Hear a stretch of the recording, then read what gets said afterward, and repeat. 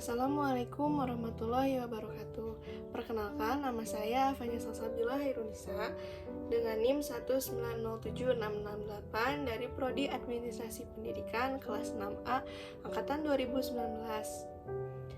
Di sini saya bertujuan membuat video untuk memenuhi tugas ujian tengah semester saya, mata kuliah Seminar Pendidikan Agama Islam.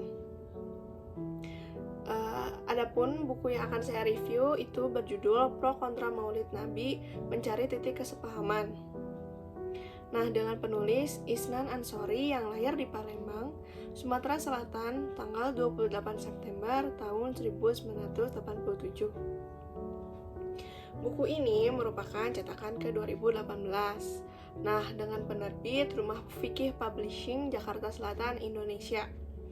Dan di dalam buku ini terdapat 3 pembahasan. Yang pertama ada pengertian Maulid Nabi, yang kedua mazhab dalam hukum peringatan Maulid Nabi, dan yang ketiga ada pro kontra hukum peringatan Maulid Nabi.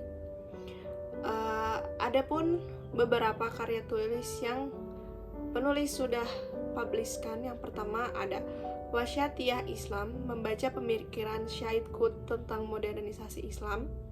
Yang kedua, jika semua sudah memiliki dalil, bagaimana aku bersikap?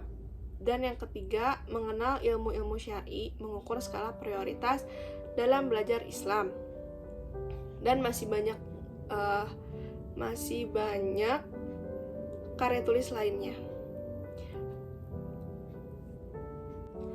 Masuk ke dalam pembahasan pertama, yaitu pengertian Maulid Nabi. Di dalam buku dijelaskan bahwa Syekh Asy-Syaikh Zain Al-Sumaid dalam karyanya Masail Qadsurah Haulaha An-Niqosyah wa Al-Jidad mendefinisikan Maulid Nabi itu sebagai hari peringatan hari kelahiran Rasulullah dengan menyebut-nyebut kisah hidupnya dan setiap tanda-tanda kemuliaan dan mukjizat sang Nabi dalam rangka mengagungkan kedudukannya dan menampakkan kegembiraan atas kelahirannya. Dari definisi itu dapat kami pahami bahwa kegiatan yang dilakukan pada momen hari Maulid Nabi itu berwujud amal-amalan ibadah yang bersifat mutlak. Mutlak di sini artinya seperti membaca Al-Quran, membaca sholawat, dan bersedekah. Di dalam buku itu juga disebutkan ada 6 kitab maulid yang biasanya dibaca ketika momen Maulid Nabi, khususnya di daerah Nusantara. Nah, yang pertama ada Maulid Al-Barzanji. Kitab maulid ini adalah sebuah karya dari Said Ja'far bin Husain Al-Barzanji. Beliau merupakan seorang ulama besar keturunan Nabi Muhammad. Nah, adapun yang kedua ada Maulid Syaraful An'am. Untuk maulid ini sebagian besar mengisbatkan maulid ini kepada pengarang maulid Adiba, yaitu Imam Abdurrahman bin Muhammad Adibai Asy-Syaibani Al-Yamani Az-Zabidi Asy-Syafi'i. Sebab itulah seringkali kitab maulid ini dicetak dalam kitab maulid Adibai. Berikutnya ada Maulid di Adiba.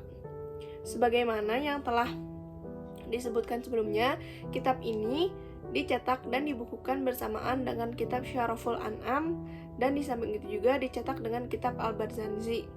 Pengarangnya adalah Imam Wajihuddin Abdurrahman bin Muhammad Adibai. Berikutnya ada Simhud Duror atau Al-Habsyi. Nah, kitab ini dikarang oleh Al-Imam Al-Rifbiullah Al-Qut Al-Habib Ali bin Muhammad bin Husain Al-Habsyi. Beliau menulis kitab ini dengan mendiktekannya kepada muridnya mulai dari tanggal 26 Syafar 1327 Hijriah hingga awal bulan Rabiul Awal di tahun yang sama. Berikutnya ada Qasidah Burdah.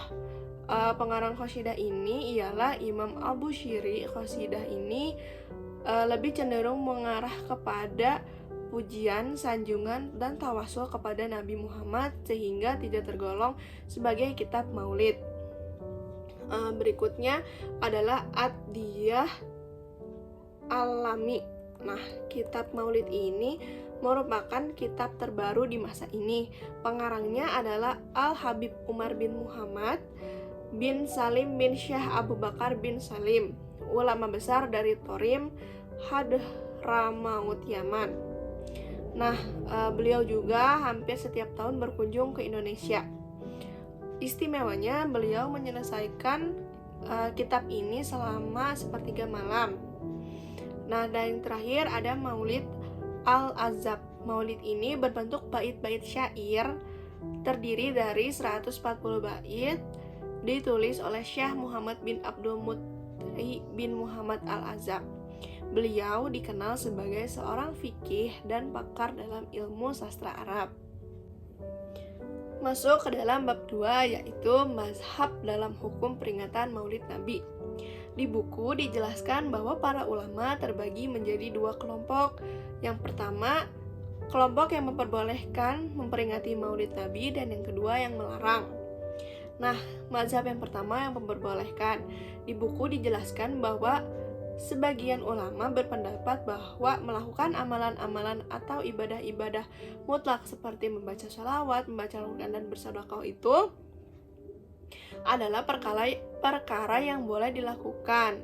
Nah, adapun beberapa ulama yang memperbolehkan itu seperti Allamah Muhammad Ibnu Ahmad bin Manzur, sebagaimana dinukil oleh Syaif al-Ashri dalam Al-Bidah al-Idofiyah. Yang kedua ada Syekh al-Islam Sirojuddin al-Bukhni, sebagaimana dinukil oleh Syaif al-Ashri dalam Al-Bidah al-Idofiyah. Yang ketiga ada Al-Hafiz Ibnu Nasyiruddin ad-Dimashqi dalam kitabnya Maurid Asyodi fi Maulid al-Hadi, dan masih banyak lagi. Lalu adapun lembaga fatwa dunia yang memperbolehkan peringatan Maulid Nabi itu diantaranya ada yang pertama Uni Emirat Arab Al-Hajjah Al-Ammah li Asy'un Al-Islamiyah wal Al-Awqaf, dan yang kedua ada Palestina Dar al-Ifta al-Filstiniyah, dan yang terakhir ada Indonesia secara resmi menjadikan tanggal 12 Rabiul Awal itu sebagai hari libur memperingati Maulid Nabi. Nah, yang kedua ada mazhab yang melarang. Di antara ulama yang berpendapat bahwa peringatan Maulid Nabi itu terlarang, di antaranya ada Syekh Ibnu Taimiyah dalam kitabnya Al-Fatawa Al-Kubra halaman 4/414 dan Iqtida Asyarat Al-Mustaqim. Yang kedua ada Al-Mula Ali Al-Qori Al-Hanafi. Yang ketiga ada Imam Abu Ishaq Ibrahim bin Musa Asyatibi dalam kitabnya Al-Istisham halaman 232 dan 318. Memasuki bab 3, yaitu pro kontra hukum peringatan Maulid Nabi. Nah, sebagaimana dimaklumi, persoalan memperingati Maulid Nabi ini dengan melakukan perbuatan-perbuatan tertentu dalam batasan ibadah yang mutlak menjadi polemik di antara umat Islam. Nah, hal ini dapat terjadi karena hakikatnya bagi pihak yang mengamalkan, mereka tidak pernah mewajibkan peringatan Maulid Nabi kepada siapapun. Sebab bagi mereka, peringatan ini semata merupakan tradisi yang boleh dilakukan ataupun ditinggalkan. Lain halnya dengan pihak yang menolak, di mana mereka menganggap peringatan Maulid Nabi itu sebagai perkara yang terlarang, meskipun hukumnya bisa saja antara makruh dan haram. Dan karena itulah argumentasi pihak penolak menjadi sebagai sebuah gugatan. Adapun kelebihan dan kekurangan dari buku ini, yaitu yang pertama, kelebihannya materi yang disampaikan itu ringkas dan jelas. Yang kedua, dicantumkannya seperti gambar dan ayat Al-Quran ataupun hadis di dalam bukunya. Yang ketiga, cover bukunya cukup menarik. Yang keempat, tulisan yang dipakai jelas. Lalu halamannya juga cukup sedikit karena kata-kata yang digunakan gampang dimengerti dan materinya ringkas dan jelas ya. Lalu kekurangannya, yang pertama, terdapat beberapa kata-kata baku yang perlu kita cari sendiri definisinya, dan tidak ada glosarium di dalam bukunya.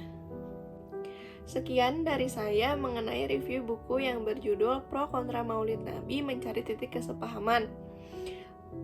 Terima kasih yang sudah menonton video ini. Assalamualaikum warahmatullahi wabarakatuh.